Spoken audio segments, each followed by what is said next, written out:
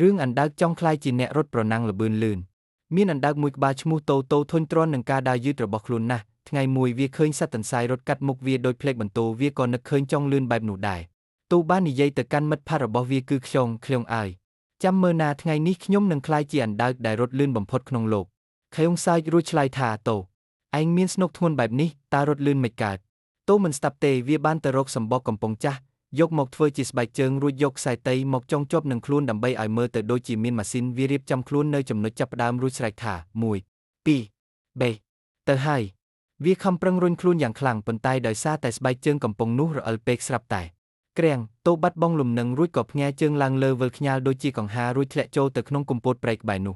តូងើបមកវិញទាំងវិលមុខរួចនិយាយទៅកាន់សត្វវាយទៀតថាមិញនឹងមិនមែនខ្ញុំដួលទេគឺខ្ញុំកំពុងសម្ដែងឈុត Disvel Break Dance ដើម្បីឲ្យទស្សនិកជនឃើញថាខ្ញុំមិនត្រឹមតែលឿនទេថែមទាំងរំពូកែទៀតផងអត្ថន័យអប់រំការចេះស្កប់ស្កល់នឹងអ្វីដែលខ្លួនមានគឺជាសុភមង្គលការព្យាយាមផ្លាស់ប្ដូរខ្លួនឯងជារឿងល្អប៉ុន្តែកុំធ្វើអ្វីដែលហួសពីសមត្ថភាពរាងកាយខ្លួនឯងខ្លាំងពេក